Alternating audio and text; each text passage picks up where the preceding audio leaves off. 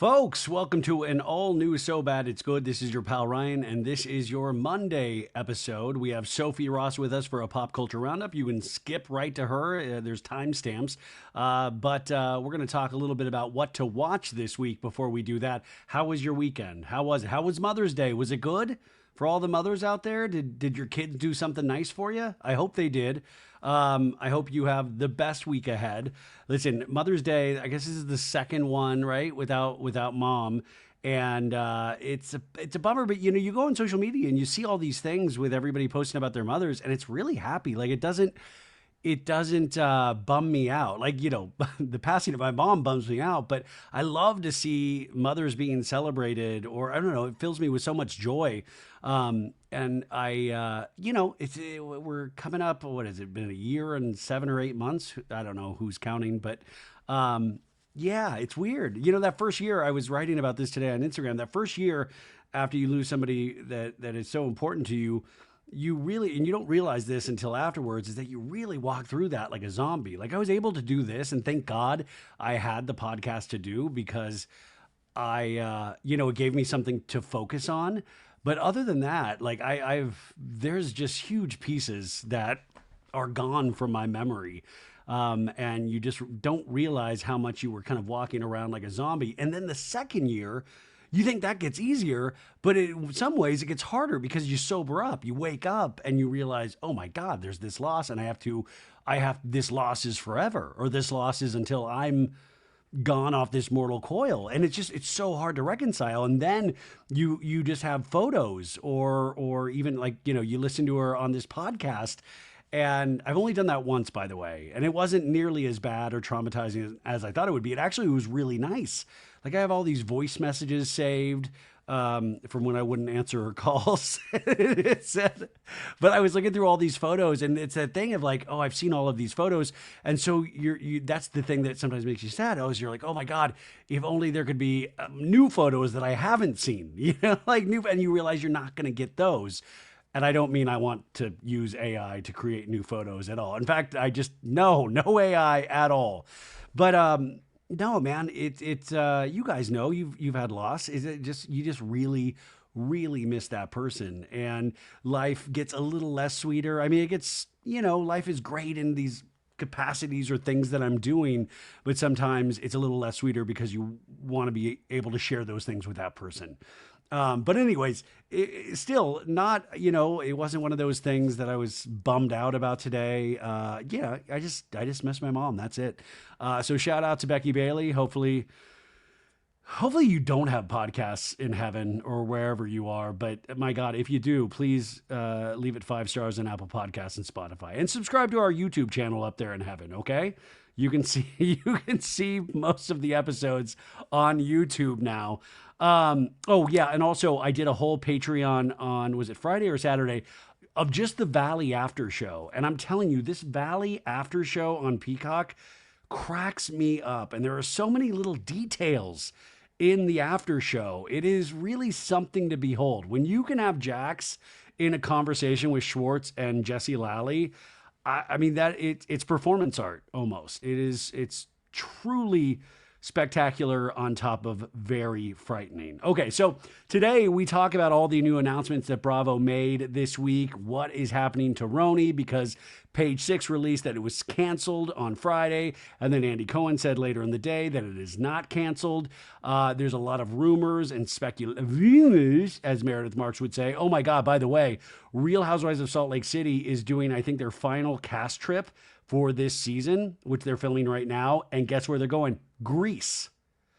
And this is bonus knowledge. I actually did some research. Did you know that Angie K is from Greece? Yeah, she's Greek. I don't think she's from Greece. She's just Greek. She's Greek. By the way, I was driving, and I was behind a car, and their personalized vanity license plate said "Opa." And I wrote on Instagram, I was like, I think I'm behind Angie K. And Angie K messaged me like, LOL, you're dead, or something. It was very funny in Angie K. But my God, just think of the delights we're going to have this next season of Real Housewives of Salt Lake City when we see a cast trip to Greece with Angie K being Greek. I mean, you think she has worn the Greek flag in extreme ways in the past two seasons. Just wait to see what she is decked out in this Greece trip. I am expecting something like laser lights to be like just emanating from all corners of her outfit. I think it's going to blow us away, truly. So that is something to, if you have a hard time going like, oh, I don't know if I can make it through this year, just know that we have a new season of Real Housewives of Salt Lake City coming and that they're going to go to Greece.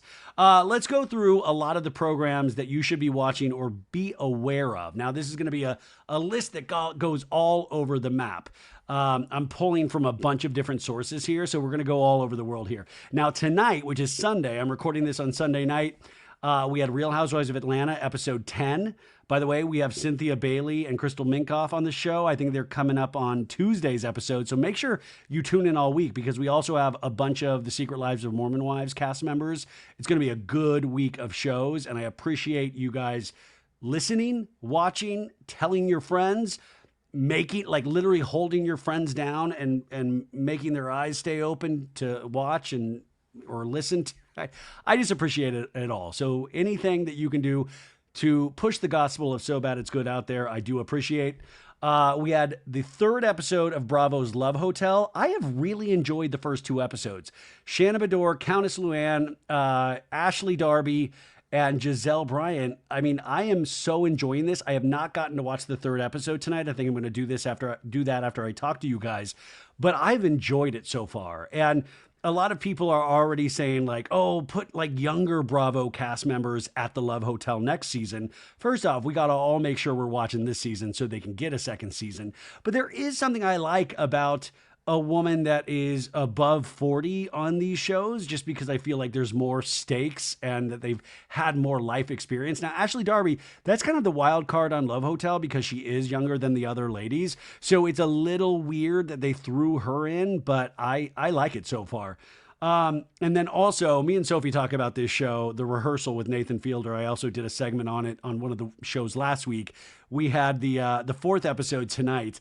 And I just love this show. It is not for everybody, but my God, I love it so much. Now, tomorrow, we have Below Deck Down Under, episode 15. I mean, we've had a full season. And remember, Below Deck, it's like the new Below Deck iteration is premiering very soon. And then we have on Tuesday, we have The Valley, season 2, episode 5. I feel like The Valley feels like it's already been 20 episodes. Just because it is psychically scarring me. I feel like it is so intense these first 4 episodes that I feel like we're much farther along in the season. And I believe we have 15 episodes of this season plus a reunion. And then after that, we have a Watch What Happens Live with Jesse Lally and Danny Bucco. Let's hope Nia is there with Danny so he doesn't overdrink. Hey, I got 3 kids under 2. I got another one on the way, 4 under 2. And then on NBC, this is cool actually. They're doing an all-star tribute to Joan Rivers. It's called Joan Rivers, a Dead Funny All-Star Tribute. Joan Rivers, icon, period. I mean, I think a lot of people, my parents even watched her when she did Fashion Police on E! Back in the day, which we talk a little bit about the E! Network in today's episode. But her career is so long. Go find the Joan Rivers documentary they did. It is so well done. And you just appreciate the ups and downs of a career, but also of a mother, a wife who lost her husband in a tragic way, and somebody that always went for the jugular in her punchlines, but it was always sharp, funny comedy. And from a woman, she was a trailblazer in stand-up. And she was, it's like, God, that's another person taken too soon from us because she was just finally getting her due. I mean, there were huge swaths of time where Joan Rivers was made fun of. Yeah, I mean, I know we can't remember that, but there was a time, oh my God, remember her on the red carpet at the Oscars? Do you guys remember that? I remember the one time Anthony Hopkins was with his then wife, who, was an older, beautiful woman. But Joan Rivers was like, oh, you brought your mom. And he was like, no, this is my wife. Like it was so dark, and she would just keep things rolling. So we have an all-star tribute to Joan Rivers over on NBC. Now on Wednesday, You have Summer House, episode 14. This might be the last episode because they said it's the last weekend, or I'm guessing it's this episode and then another one next Wednesday, and that'll be episode 15, and then the reunion. We also have Watch What Happens Live with Jesse Solomon and Wes Wilson. What's up? It's Jesse Beast and Wes Beast on Watch What Happens Live this Wednesday. We also have season 48 of Survivor still airing, episode 12. It's fallen off a little bit in these last couple of episodes, but I still tune into Survivor every flippin' week. It is a comfort show for me. Someday I might just do a Survivor spinoff podcast because I love it so much and I want an excuse to talk about gameplay more. My God, I loved talking the traders with Bergie for this whole past season. My God, I missed that. And then you have, let's see, you have The Studio, the Seth Rogen TV series on Apple TV Plus, season 1, episode 9. I've watched all 8 episodes so far. I've enjoyed each one. You know, it's a little inside baseball in terms of, you know, you have to have a general working knowledge of movies or the film industry. But I also think it works completely set aside from that as just a flat out comedy that anybody can appreciate, even if you don't like movies, even if you don't like Hollywood. It pokes so much fun at Hollywood that I think everybody's going to dig it. And I think this Wednesday also is the season finale of the Amazing Race. I do not watch The Amazing Race, but I know some people swear by it. So that is Wednesday. Now, Thursday, we have Top Chef on Bravo. You also have, you have another episode of The Amazing Race. So I think it is like a 2-night finale. And then over on Hulu, you have the season 2 premiere of The Secret Lives of Mormon Wives, 10 episodes to binge. Listen, my one note is that I wish they had just put out 3 episodes and then released an episode or 2 each week just to keep people talking about it. I watched the first 3 episodes. I absolutely loved them. I'm not kidding you. I thought there was so much depth to these first 3 episodes, and I'm so excited to watch the other 7. But I just hate it because I know once that happens, we tend to devour these things within a week and a half, and then we do not talk about them for a very long time. And I like the conversation to keep going through like weeks and possibly months. And sometimes I think like with shows like Severance or The Pit or what's the other one I was completely addicted to? It's White Lotus. It's nice to have something to look forward to all week and to talk about your friends and to make memes and to speculate. I think that's such an important aspect of the TV viewing experience that we have shied away from because we live in the age of streaming. You also have a series premiere on Prime Video of Overcompensating, which is produced by Charlie XCX and stars the online sensation Benito Skinner. So I'm excited to see the first episode of this. On Friday, you have episode 7 of the John Hamm-led series Your Friends and Neighbors over on Apple TV Plus. And then on Saturday, you have Saturday Night Live, its 50th season. You have the season finale hosted by Scarlett Johansson, who is Colin Jost's wife. Now, there's a lot of rumors that this is going to be the last season for Colin Jost, Michael Che, Chloe Fineman, Mikey Day, and Heidi Gardner. Those are just rumors. Deadline Hollywood Daily put that out in an article this week. So we will see. They usually make that announcement over the weekend, like right around Friday or Saturday. So then we know it's their last episode. But my God, Michael Che has been there since I think 2013 at Saturday Night Live. And Colin Jost, he's been there since 2005. He started off as just a writer, or I think even maybe a writer's assistant, worked his way up to writer and then head writer and then the host of Weekend Update. So that's going to be a big hit for SNL. In fact, I watched the Walton Goggins episode. I thought Walton Goggins, there was this sketch where he played a waiter with these 2 moms and their kids, and he made me laugh. Just his delivery in it. It was a real basic setup where just the waiter was hitting on the moms, and it was so basic, but the way he delivered some of these lines. There was one line, I was in like mid sip of my water and I choked on my water so hard because I was laughing hysterically, which usually doesn't happen during Saturday Night Live. So that says something. Anyways, I'm curious to see who is leaving, but it seems like there's going to be a lot of people potentially leaving SNL this season. And then this week, is the beginning of Eurovision. And Eurovision, you're going to be able to stream this on Peacock. Now, what is Eurovision, you might ask? Eurovision is the Eurovision Song Contest, and it's an international song competition organized by the European Broadcasting Union. And so broadcasters from European countries and some non-European countries like Australia submit original songs for live performance and broadcast, with viewers and juries from each country voting to determine a winner. And these things, I have not gotten heavy into Eurovision because I'm scared of what it might do to me as a person. But I think this might be the year that I do it. Somebody in the So Bad It's Good Facebook group asked if I was going to be covering Eurovision, and I'm just crazy enough that I might, because you see some wild. By the way, the band ABBA, or ABBA, they won Eurovision one year. Like, this thing is no joke. But they have choreography, original songs. You see some batshit crazy things. There's so much glitz and glamour. There's drama, and I don't know. So that's going to be streaming on Peacock multiple different days. I think the first one is on Tuesday, May 13th, is the first semifinal on Peacock. So that is something to check out. Also, on Wednesday, May 14th, you have American Manhunt, Osama bin Laden. This is a 3-episode binge, and this docuseries gives an in-depth look at how the world mobilized to hunt down bin Laden after his orchestrations of the September 11th, 2001 attacks. So that seems like, I love those kind of docuseries that takes you behind the scenes. They just had one on the Oklahoma City bomber that I recommend as well.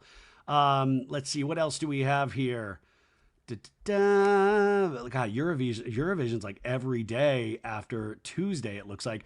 Okay, on Thursday, we also have Welcome to Wrexham Season 4 on FX. That is a 2-episode premiere. And this is the soccer team that is owned by Ryan Reynolds. So I'm curious if any It Ends With Us drama will make it to the Welcome to Wrexham reality series, which, by the way, this series in its past has won an Emmy. So that'll be interesting. On Thursday, you also have the Grey's Anatomy Season 21 finale. Now, on NBC, you have the Found series finale. I had 2 of the actors, including Mark Paul Gosselaar, on So Bad It's Good last year. When season 1 was airing. Unfortunately, we got the news that NBC pulled the plug on Found. So this will be the series finale, not just the season finale. So that's sad. Very sad, actually. So Friday, you have Murderbot, which is an Apple TV Plus series, and it's based on Martha Wells' best-selling book series. It's a sci-fi thriller comedy starring Alexander Skarsgård. He does look like a god. Skarsgård as a self-hacking security construct who is horrified by human emotion, yet drawn to its vulnerable clients. What a weird... Who is writing these things? Anyways, it looks like he plays a robot, you guys. It kind of looks like RoboCop to me, which I loved RoboCop. Also on Friday, you have Shark Tank Season 16 finale.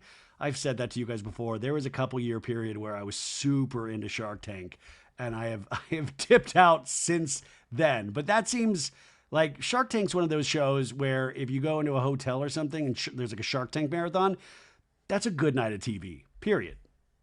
Oh, here's another Netflix documentary that's coming out this week. You have Untold: The Liver King. And this is the dude, I don't know if you see this dude on TikTok or socials, is that he says he built this insane body just devouring raw meat like a caveman. And he built this kind of supplement empire. But there's a lot of speculation that this dude cheated. He's lying. He's not just, eating 30 legs and a pound of raw beef. But we'll find out more with this Netflix documentary called Untold: The Liver King. Ugh, God, you see this guy? He's just so buff. So buff. That's it, folks. That's what's to watch this week. Let me know if I missed anything. Also, we're going to have the director of this 3-part docuseries on ABC, Lisa Cortez. It's called The Murder Has Two Faces. And this was so well done. And I thought it was really beautiful and not sensationalized in any way. But it kind of shows, kind of pins like famous cases like Chandra Levy, or the Lacey Peterson case, and they'll kind of compare that to another murder that has taken place in the same area, but did not get nearly as much the same attention, and it really hurt these cases. And I thought this was a really fascinating docuseries filled with a lot of heart and really championing and telling the victim stories. So I recommend that. You can find that on Hulu right now, but I will have an interview coming later this week with Lisa Cortez. Okay, so have the best start to your week ever, and here she is, the one and only Sophie Ross.